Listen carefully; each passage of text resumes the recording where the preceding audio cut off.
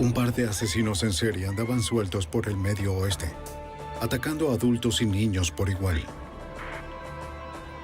Siempre un paso atrás, los agentes no tenían otra opción sino seguir el rastro de los cuerpos.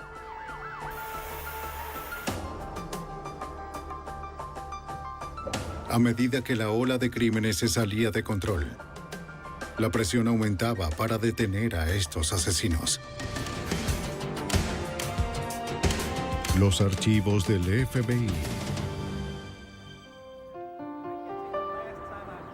Ola de crímenes. En Kenosha, Wisconsin, una comunidad cercana a la frontera con Illinois, la madre soltera Juanita Witt llegó a casa con su hija de 9 años, Vernita, y su nuevo amigo Robert Knight. Ya era un poco tarde, la noche del 29 de mayo de 1984, cuando regresaron de un día de diversión en una feria del lugar. Robert le dijo a Juanita que tenía un regalo tardío para ella del Día de las Madres en su casa, a solo unas cuadras de distancia. Le preguntó si Vernita podría ayudarlo a traerlo. Prometió que solo demoraría 1 hora. Por favor, ya regresamos.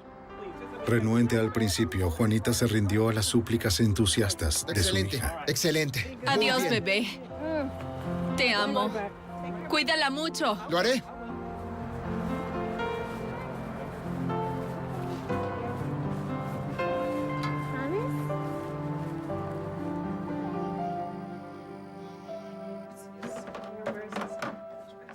Cuando se acercaba la medianoche, Robert y Vernita aún no habían regresado. Juanita estaba angustiada y quería salir de su departamento para buscar a su hija. Pero si Vernita regresaba a la casa vacía, la niña podría asustarse. Pero su preocupación ya era muy grande. Juanita decidió ir a buscar a su hija.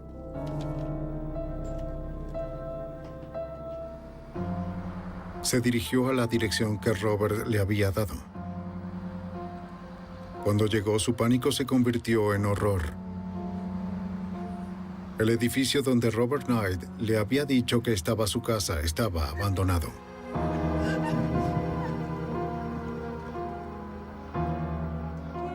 No sé. Él me dijo que la traería de vuelta. Sin saber en unos qué hacer, Juanita acudió a su amiga Ellen Reeves en busca de ayuda.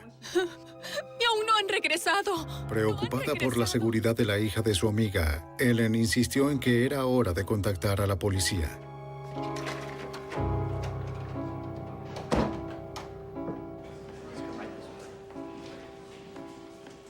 Tomen asiento, por favor. Juanita le dijo al oficial que su hija, feliz y extrovertida, no se habría escapado. Cualquier información que pueda darme de él. El oficial se centró en Robert Knight. Juanita dijo que había conocido a Robert un mes antes. Él la saludó mientras paseaba por el vecindario en su bicicleta. Se hicieron amigos y Robert le habría tomado cariño a la joven Vernita. La policía no tenía registrado ningún Robert Knight. El oficial le pidió a Juanita que revisara fotografías de personas que pudieran parecerse a él. Juanita revisó 2 libros de fotos.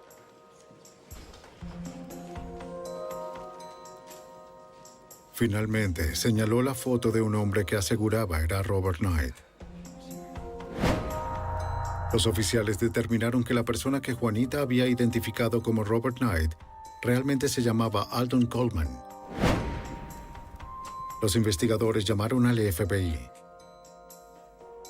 La agente especial Verdina Passanelli, de la oficina del FBI en Kenosha, Wisconsin, fue asignada a la investigación.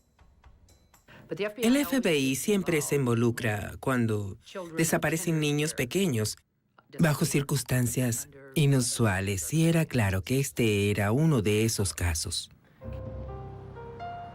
Los investigadores no perdieron tiempo en obtener una orden de allanamiento para la última dirección conocida de Coleman, la casa de su abuela, en Waukegan, Illinois, unos kilómetros de donde vivían los Witts, pasando la frontera estatal.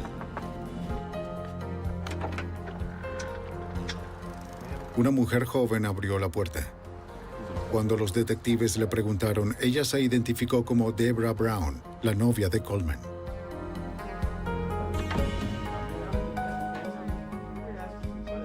Al principio, Brown se mostró reacia a responder cualquier pregunta sobre Coleman o su paradero. Declaró que había estado viviendo en esta casa durante un año, brindando atención domiciliaria a la abuela casi ciega de Coleman. Los investigadores insistieron. Al final convencieron a Debra de que cooperara. Les dijo que Coleman se había ido toda la noche, pero que regresó a su casa solo a eso de las 8 de la mañana. Había ido a cambiarse de ropa para presentarse en la corte más tarde esa mañana. Coleman había sido acusado de violar a una niña de 14 años a punta de navaja. Brown también admitió que Coleman le había dicho que había hecho algo muy malo la noche anterior, pero no explicó qué. Los investigadores esperaron en la casa que Coleman regresara, mientras que otros oficiales recorrieron la zona. No lo encontraron en ninguna parte. El FBI unió fuerzas con investigadores locales. Los detectives de Kenosha y las cercanías de Waukegan, Illinois, ya conocían la reputación de Coleman. Era un criminal violento con un pasado perturbador. Cuando supe sobre Coleman, me di cuenta que era en extremo peligroso, puesto que el Departamento de Policía de Waukegan tenía un extenso registro de arrestos suyos. Había sido arrestado unos 10 años antes por la violación de una mujer de 40 años y tenía muchas más detenciones, sobre todo por agresión, abuso sexual y violación de una niña. Y al revisar estos casos y escuchar el testimonio de los detectives que lo conocían, ya se podía visualizar el perfil de una persona cada vez más violenta. El equipo especial reclutó a todos los oficiales y agentes disponibles para ayudar en la búsqueda de Coleman y Vernita. Nuestra estrategia esa noche fue rastrear a Alton Coleman. Nos reunimos en el departamento de policía y ensamblamos todo lo que teníamos. Descubrimos información de que él muchas veces usaba el tren, tomaba taxis porque no tenía un auto. Entonces lo que decidimos fue dividirnos en equipos. Salimos y comenzamos a entrevistar personas. En las calles, los investigadores hablaron con los conductores de varias líneas de taxis. Todos estaban familiarizados con Alton Coleman. Los taxistas acordaron que si lo veían, lo notificarían a la policía. El equipo especial ofreció una recompensa de $5,000 por información que condujera al arresto de Coleman. La promesa de una recompensa captó la atención de las personas, pero no aportó ninguna pista útil con tanta rapidez como esperaban los investigadores. Ellos temían que el tiempo se estuviera acabando para Vernita Weed.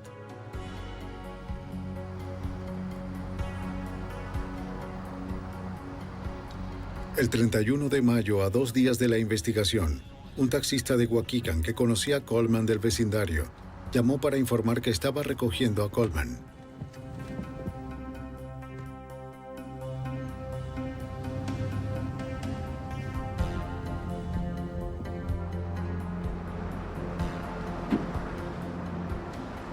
Un patrullero que realizaba la vigilancia de la zona respondió.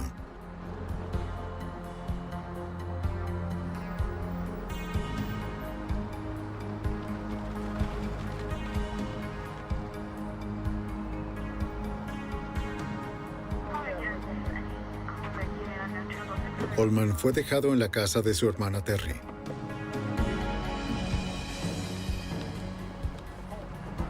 Vio al oficial que se aproximaba y escapó. ¡Detente ahí, Coleman! Desapareció en el vecindario que conocía muy bien.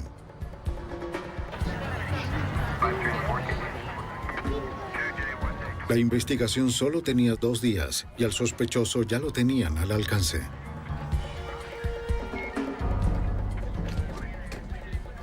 Los investigadores especularon que Coleman tal vez estaba escondiéndose en los almacenes abandonados ubicados a lo largo del lago Michigan.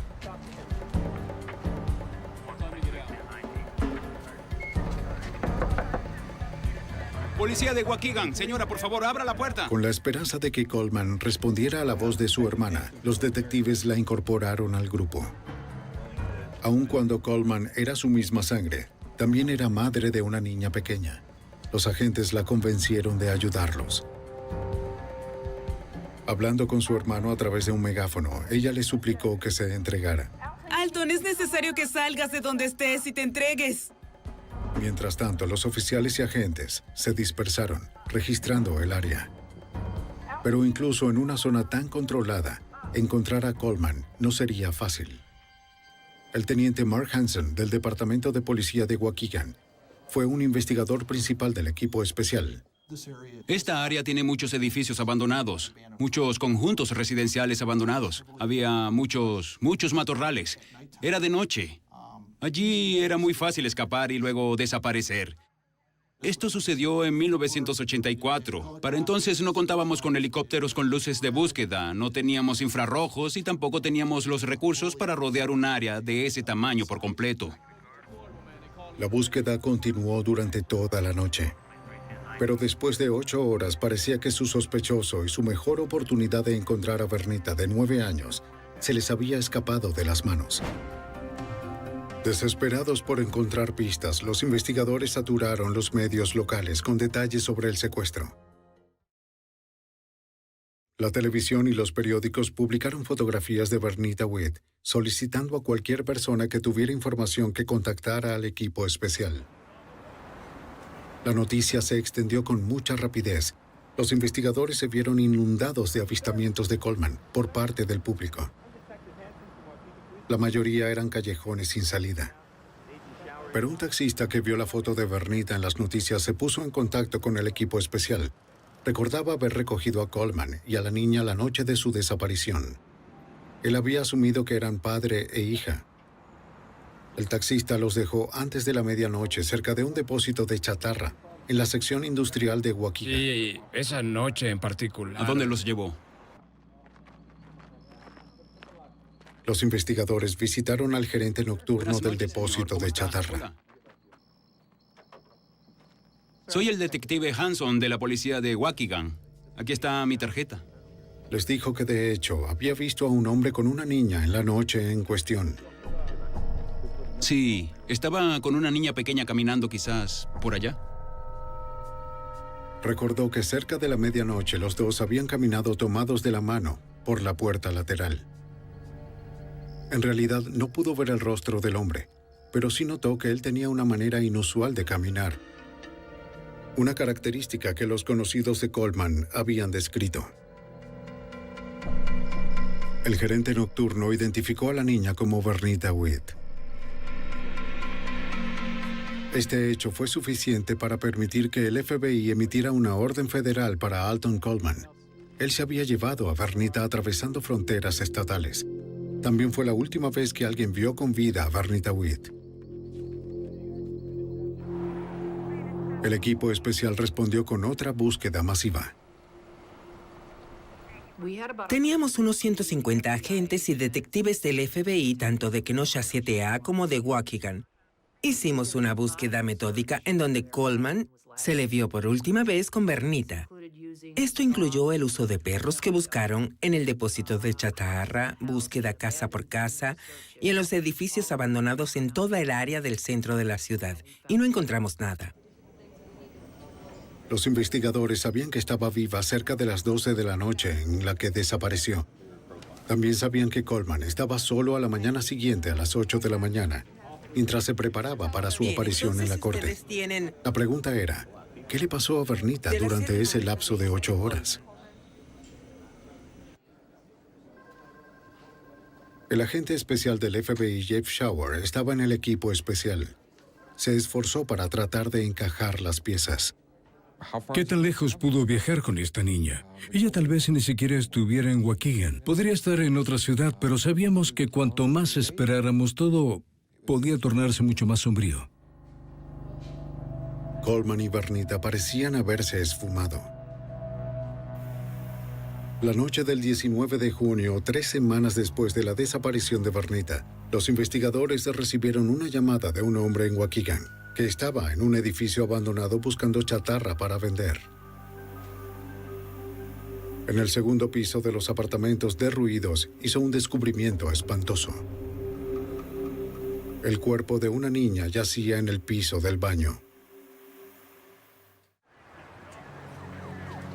Alton Coleman, el principal sospechoso del FBI en el secuestro de Vernita Witt, de 9 años, de su casa en Kenosha, Wisconsin, seguía prófugo. A medida que la búsqueda de Coleman se intensificaba, un hombre que buscaba chatarra en un edificio abandonado en Waukegan, Illinois, se encontró con el cuerpo sin vida de una niña pequeña. El equipo forense llegó al edificio. Es aquí. Debajo de una manta, envuelta en una chaqueta masculina de pana, los investigadores encontraron a la niña. Sus manos, pies y cuello estaban atados con un cable de televisión. Por su avanzado estado de descomposición no pudo confirmarse su identidad, pero el agente especial Jeff Showers creía haber encontrado el cuerpo de Vernita Witt. La ropa coincidía con la descripción que la madre nos había dado. Aún llevaba los broches para el cabello que coincidían con lo que su madre había descrito que llevaba puesto esa última vez. También llevaba puesta una chaqueta de nylon verde. En el bolsillo de la chaqueta había boletos de una feria y sabíamos por una entrevista a su madre que la noche en cuestión Alton Coleman había llevado a Vernita Witt a la feria local. Mientras que los investigadores sospechaban que el cuerpo era de Vernita Witt, correspondía al equipo forense probar que esos restos eran los suyos. También necesitaban encontrar evidencia que pudiera señalar al asesino de forma concluyente. A partir de la ubicación del cuerpo, comenzaron el registro en círculos concéntricos, recogiendo cualquier cosa que pudiera usarse como evidencia. Los investigadores revisaron las paredes y marcos de las puertas en un esfuerzo por encontrar huellas. Deduciendo que quien movió el cuerpo a la habitación tuvo que entrar en contacto con la puerta, la sacaron de sus bisagras y la enviaron a los laboratorios del FBI en Washington, D.C. Bajo los microscopios del laboratorio, los forenses del FBI detectaron una huella digital en la puerta. Su comparación con las muestras que tenían en el archivo fue concluyente. La huella encontrada provenía de Alton Coleman.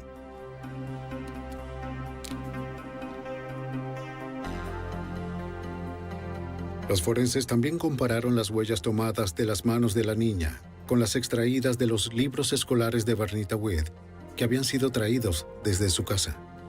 Esa comparación también fue positiva. La búsqueda de Vernita había terminado. Los investigadores ahora tenían suficiente evidencia para emitir otra orden de arresto para Alton Coleman. Esta vez era por el asesinato de Vernita Witt. Ya sabíamos entonces que Alton Coleman era responsable de la muerte de esta niña y ahora no solo teníamos un secuestrador, sino también a alguien que había cometido un asesinato. Mientras se hacía la autopsia para determinar la causa exacta de la muerte de Vernita Witt, un noticiario de televisión llamó la atención del agente Showers y el detective Hanson. Esta terrible noticia, Derek. Era una noticia sobre una niña que habían encontrado asesinada en Gary, Indiana. El agente Showers, creo que de inmediato, pensó que podría haber alguna conexión con Coleman. ¿Qué fue lo que ocurrió? En el reportaje también se mencionó algo que los investigadores encontraron perturbador. Eran 2 asesinos, y el segundo sospechoso fue descrito como una mujer negra.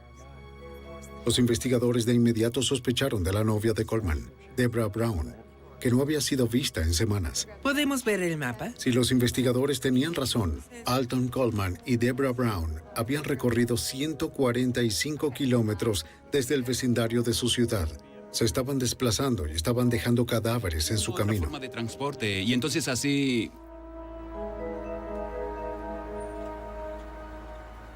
En el hospital de Gary, Indiana, agentes de la policía del lugar interrogaron a Mary James, de 9 años, sobre la tarde del 16 de junio.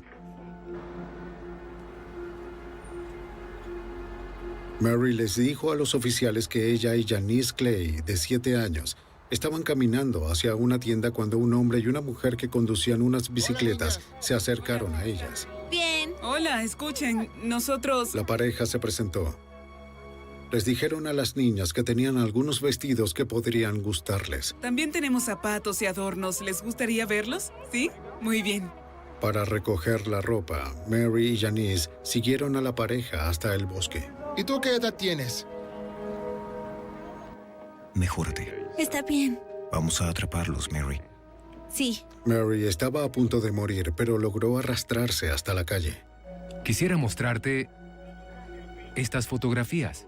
Ella pudo identificar a Coleman, pero no pudo identificar a Brown en las fotografías enviadas por el FBI. Sin embargo, la descripción de la niña coincidía de forma exacta con la de Brown. Ahora los investigadores estaban tratando con 2 asesinos. Hasta ese momento habíamos considerado a Debra Brown como una testigo porque ella había cooperado con nosotros en Waukegan. Nos había contado sobre Alton cuando le dijo que había hecho algo muy malo. Ella nos mostró la ropa que él llevaba puesta esa noche en que regresó, luego de haber pasado fuera toda la noche, regresando la mañana siguiente. Así que la considerábamos una testigo. Ahora sabíamos a partir de la investigación en Gary que probablemente ella lo estaba ayudando. Los investigadores no tenían manera de predecir el próximo movimiento de Coleman y Brown. Ambos asesinatos ocurrieron en comunidades de mayorías negras, vecindarios donde los dos podían mezclarse fácilmente y se ganaban la confianza de las personas con rapidez. Eran personas sociables, tenían un encanto. No tenían que hacer ningún esfuerzo. Siempre había sido algo muy sencillo para ellos. En la búsqueda de cualquier cosa que pudiera ayudarlos a localizar y detener a los asesinos, los investigadores consultaron a un especialista en perfiles de comportamiento del FBI. Para el especialista, los problemas legales de Coleman en Waukegan dieron lugar a esa escalada en su patrón de violencia. El hecho de haberse llevado a Bernita la noche anterior a una comparecencia en la corte por la violación de una adolescente de 14 años y de haberla secuestrado y asesinado después, lo vio como la indicación de que estaba respondiendo al estrés de su comparecencia en la corte, por lo que él continuaría asesinando por causa de la ira, el estrés y la furia. Los investigadores tenían motivos para temer que los 2 asesinatos fueran solo el comienzo de una feroz ola de crímenes.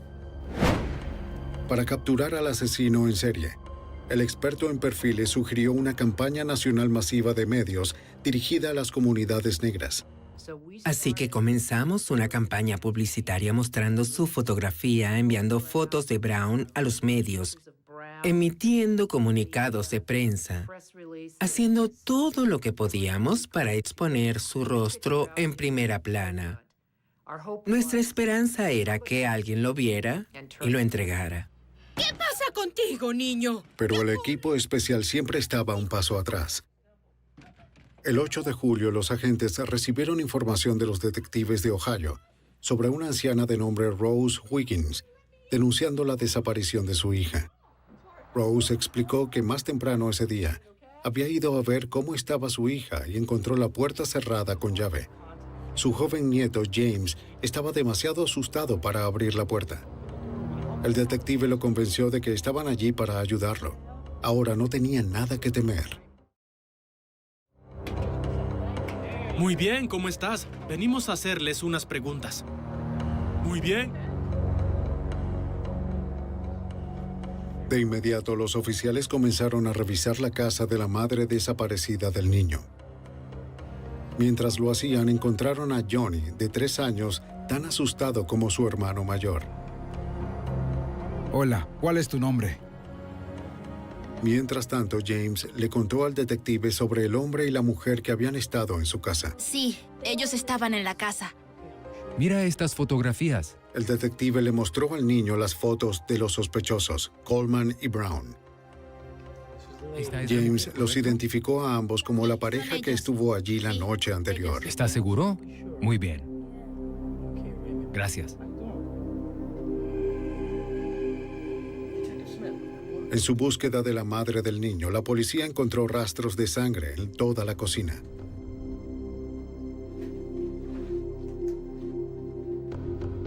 Los rastros conducían al sótano. Sin saber quién o qué les esperaba, los investigadores siguieron el macabro rastro.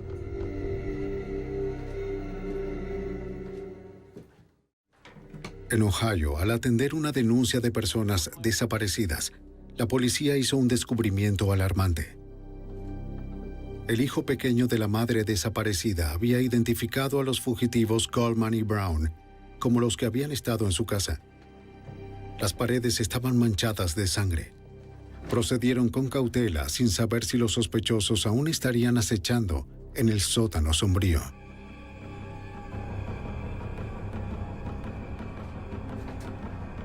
El rastro se detuvo en el lugar donde descubrieron los cuerpos de la madre y su hija, Virginia y Kimberly Blake, arrinconados en un hoyo debajo de la casa.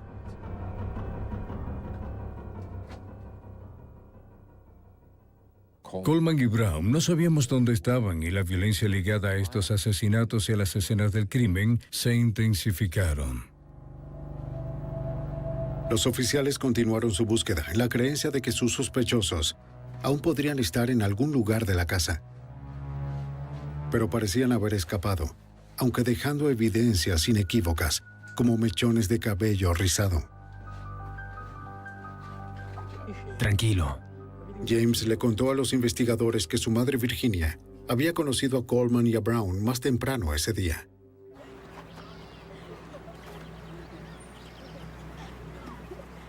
¿Cómo están, niños? Bien. Acabamos de mudarnos al vecindario, al final de la calle. La pareja se detuvo en la casa y jugó con los niños. Sí, nos gustaría. Vivimos al final de la calle. Vivimos por allá, estamos paseando en la bicicleta. Virginia los invitó a quedarse a cenar.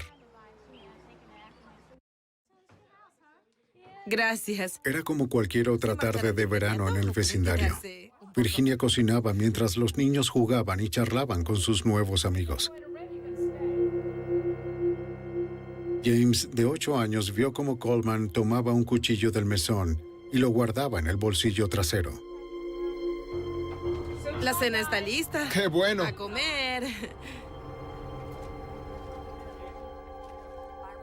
Después de disfrutar juntos la cena, Coleman, Brown, James y su hermano menor se sentaron en la sala de la casa para mirar la televisión. Al final de las noticias de la noche, la historia de un par de asesinos sueltos apareció en la pantalla. Coleman de inmediato apagó el televisor y envió a los niños a la cama. Bien, vamos a la cama. Muy bien. Que tengan buenas noches. Mientras Kimberly y Virginia lavaban los platos.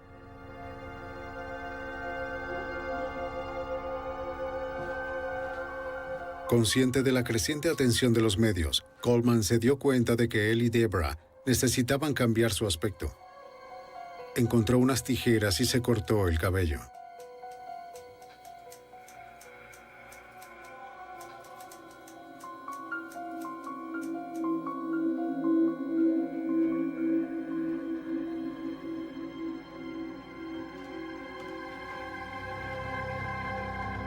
Coleman, con Brown a su lado, se acercó a la niña y su madre. Justo arriba, James y Johnny estaban dormidos.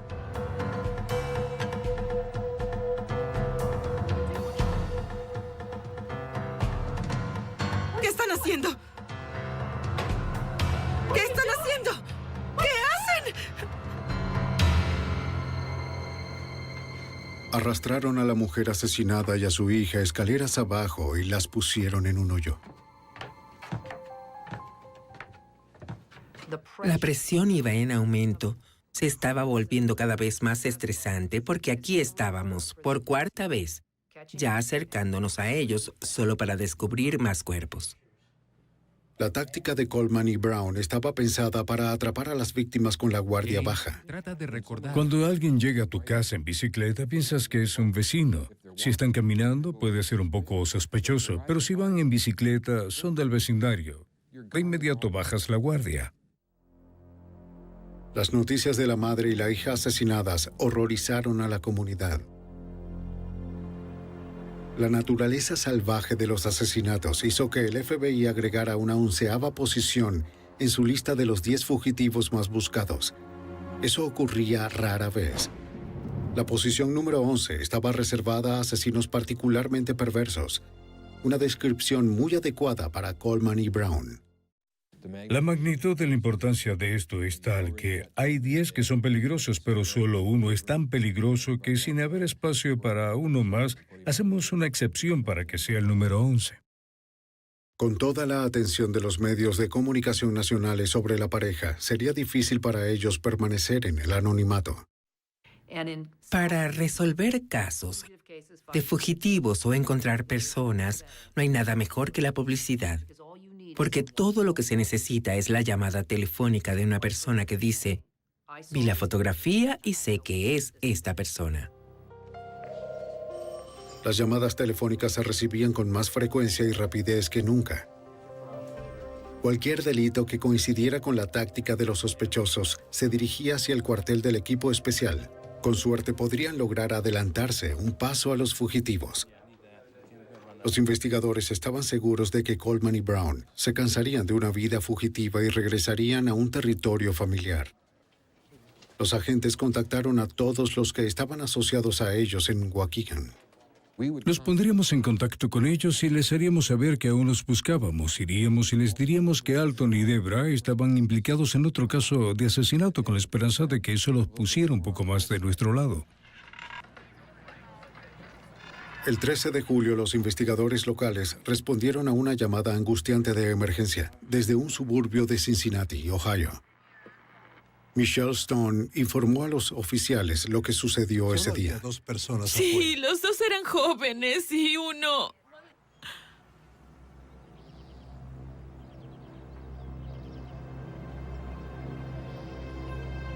Una pareja llegó a la casa de los Stone temprano esa mañana.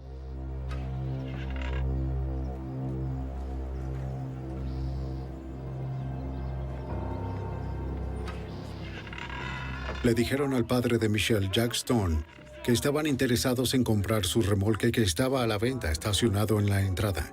Tiene todos sus accesorios, es un buen remolque. La esposa de Jack, Anna, se reunió con ellos en el porche. Mientras Jack y Anna charlaban con ellos, Michelle se fue a trabajar.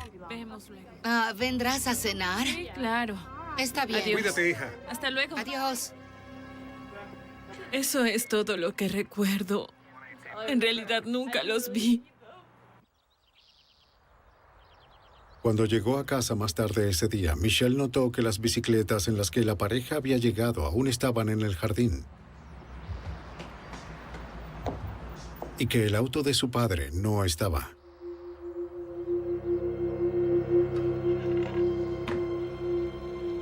¿Mamá? Dentro descubrió que la casa de sus padres había sido destrozada. ¡Mamá! Ella llamó a su madre y a su padre. Al no recibir respuesta, su mente comenzó a acelerarse mientras atravesaba los vidrios rotos y apartaba los muebles desordenados en la habitación. ¡Papá!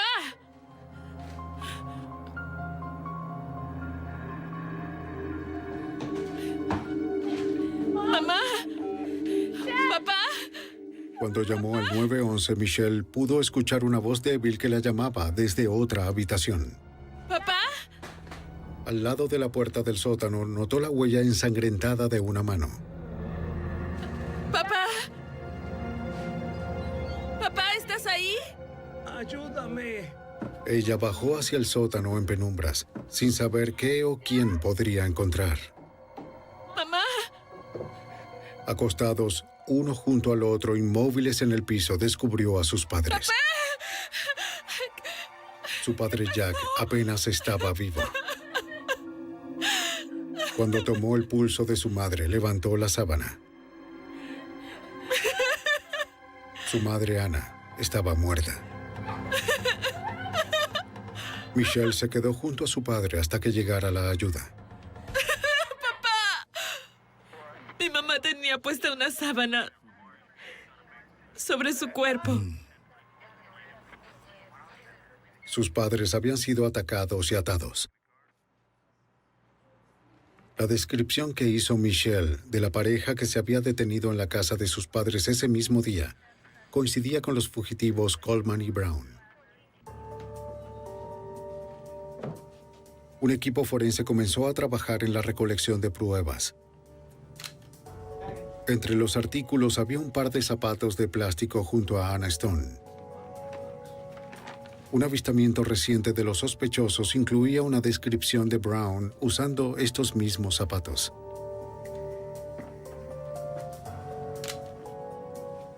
Los forenses de la escena del crimen también recolectaron otras herramientas ensangrentadas que estaban alrededor del cuerpo. Más tarde, los investigadores confirmaron que la palanca se usó para matar a la señora Stone. Las huellas de Coleman estaban por todas partes. Él no hizo ningún intento de ocultar sus crímenes, pero no había nada que sugiriera hacia dónde se habían dirigido. Eran callejones sin salida. Cada vez que encontrábamos un cuerpo, ya se habían ido. No tenías idea dónde irían. No dejan indicadores de quién será su próxima víctima. Si querían algo sexual, podían secuestrar a un niño. Si necesitaban un vehículo, podían atacar a un adulto. Tan solo no lo sabíamos. El crimen contra los Stone demostró que la pareja también podía ganarse la confianza de personas fuera de los centros urbanos negros, donde habían encontrado a sus primeras 4 víctimas. Este descubrimiento solo complicó la investigación. Coleman podía encajar en cualquier lugar. Podían llegar en una bicicleta y comenzar a conversar, y él buscaría participar en un juego de cartas. Otras veces podían responder, querían comprar algo o tenían algo en venta. Él era una persona en extremo hábil, un verdadero estafador, y las personas confiaban en él. Además, viajaba con una mujer, por lo que las personas no sospechaban en lo más mínimo de él, como deberían haberlo hecho. Aunque la furia de Coleman continuó intensificándose, su habilidad para encantar a más víctimas se mantenía constante y no mostraba ningún signo de que se cansara de matar.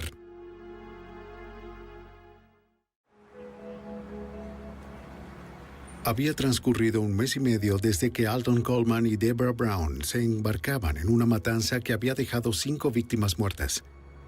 En Cincinnati, Coleman atacó a una mujer y su esposa, asesinándola a ella y a su esposo aferrándose a la vida. Su auto no estaba. De inmediato se lanzó una alerta por el vehículo. 2 días más tarde, un trabajador agrícola descubrió el automóvil abandonado en su propiedad en Lexington, Kentucky, a unos 170 kilómetros del crimen en Cincinnati. En menos de 2 días, los fugitivos habían recorrido cientos de kilómetros a través de 2 estados. El bombardeo mediático por parte del FBI estaba dejándolos con pocos lugares para esconderse, pero la pareja parecía dirigirse más lejos de su casa en Illinois, no más cerca como esperaban los investigadores. Cuando hablas de Alton Coleman y Deborah Brown, no era una máquina de matar normal. Una máquina de matar normal asesina a una sola persona. Pero ahora teníamos a 2 trabajando juntos. Se apoyaban mutuamente. Ese era el problema que teníamos y no podíamos separarlos ni hablar con ninguno de ellos. A sabiendas de que Coleman al final necesitaría robar un automóvil, el FBI saturó el área de Lexington, Kentucky. No tuvieron que esperar mucho por señales de que Coleman aún estaba en la ciudad. En el estacionamiento de un hotel, el profesor Oline Carmichael fue agredido y su automóvil robado. Una pareja lo obligó a entregar su dinero y las llaves del auto.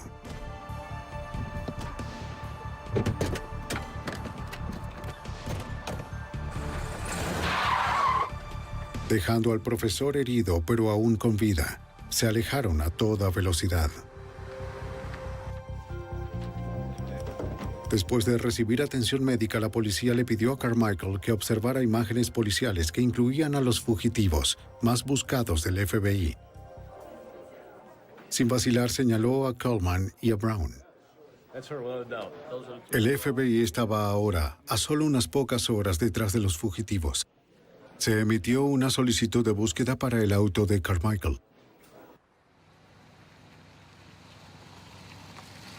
En cuestión de horas, recibieron una respuesta. Provenía de la policía de un pueblo de Ohio cerca de la frontera con Kentucky. El auto del profesor fue encontrado abandonado detrás de algunos edificios vacíos. Coleman y Brown, sin embargo, no estaban a la vista. Para los agentes experimentados, encontrar el auto en Ohio significaba que Coleman y Brown probablemente estarían de regreso a casa.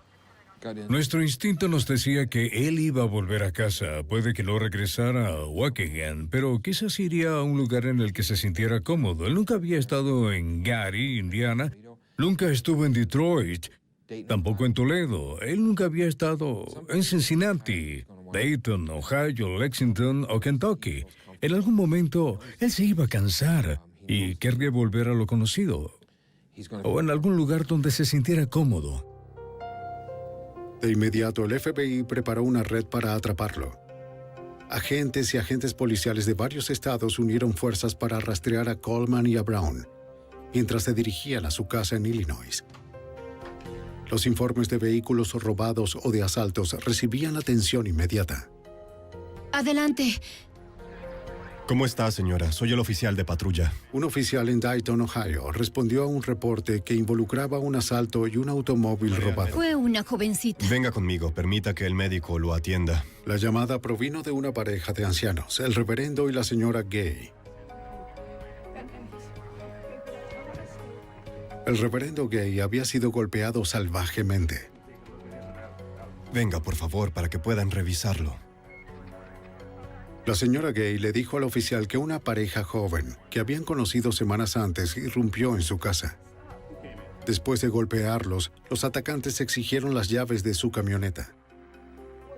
Según la descripción, los atacantes fueron Coleman y Brown. Llegaban nuevas pistas a un ritmo vertiginoso. Coleman y Brown aún estaban fuera de su alcance.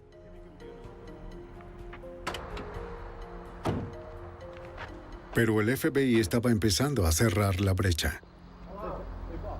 El día posterior al ataque en Ohio, los detectives involucrados en la red de búsqueda del FBI encontraron una camioneta que había sido abandonada cerca de un lavado de autos en Indiana. Pertenecía al reverendo Gay. Más tarde ese día, algunos trabajadores viales que trabajaban a la orilla de la carretera Interestatal 65, en las afueras de Sionville, Indiana, hicieron un descubrimiento espantoso. Era el cuerpo de un anciano que había sido reportado como desaparecido de su casa en Indiana. Lo encontraron el día de su cumpleaños número 77. La evidencia que estaba en la escena del crimen era inequívoca. Coleman y Brown habían cobrado otra vida. El cuerpo fue encontrado a menos de 10 kilómetros del terreno donde vivía la pareja. Los fugitivos más buscados del país habían regresado a casa y el FBI estaba esperándolos. Al parecer fue un solo disparo por la espalda. Durante 7 semanas, Coleman y Brown atacaron y mataron a víctimas en 6 estados diferentes. Mientras los investigadores trabajaban en las escenas del crimen, decenas de oficiales y agentes del lugar organizaron una redada para atraparlos en su camino de regreso a sus hogares en Illinois. La agresiva campaña mediática estaba haciendo impacto. El 20 de julio en Evanston, Illinois, un hombre avistó a Alton Coleman con Deborah Brown en el parque Mason.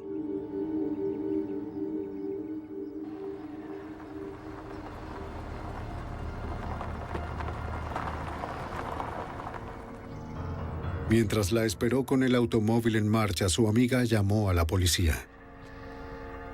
Sí, yo... Era la llamada telefónica que los investigadores habían estado esperando. Este hombre había ido a la escuela con Alton Coleman. Sabía sin un ápice de duda que el hombre que cruzó la calle frente a él era Alton Coleman.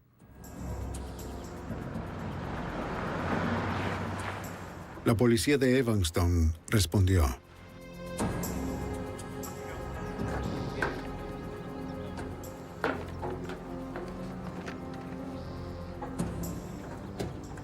Solo unos cuantos metros se interpusieron entre la ley y Coleman y Brown. Con sorprendente facilidad pudieron acorralar a Coleman.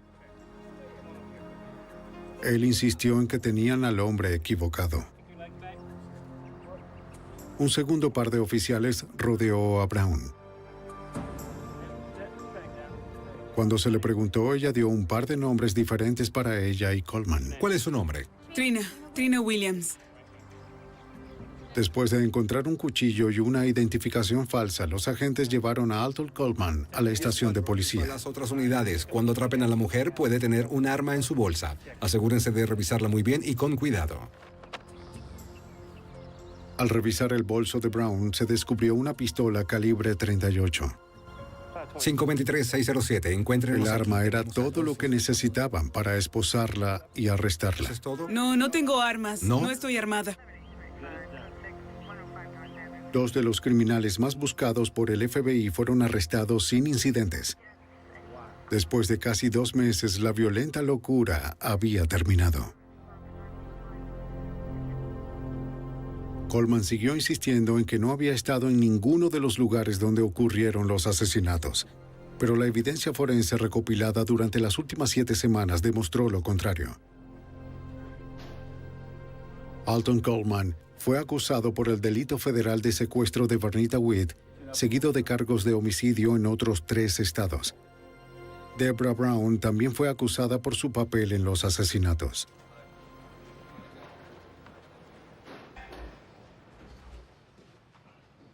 Mientras los investigadores del equipo especial observaban, Coleman fue desnudado y le fue encontrado un cuchillo con rastros de sangre. Tiene un cuchillo.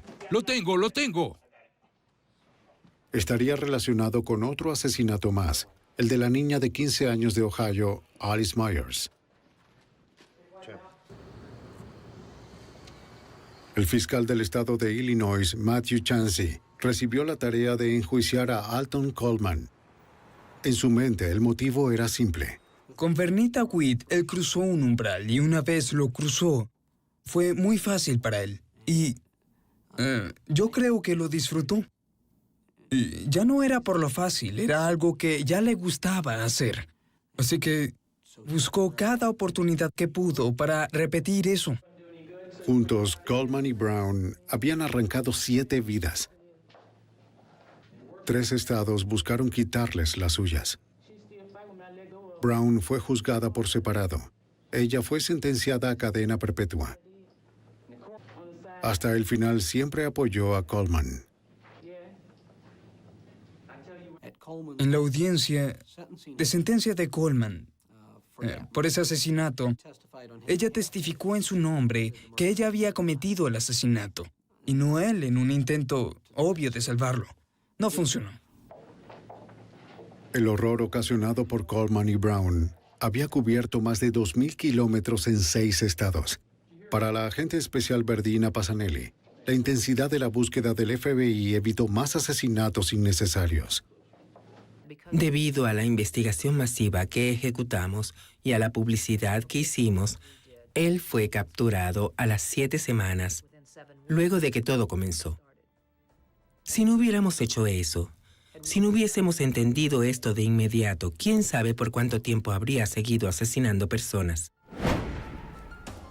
Al final, Alton Coleman recibió 4 sentencias de muerte.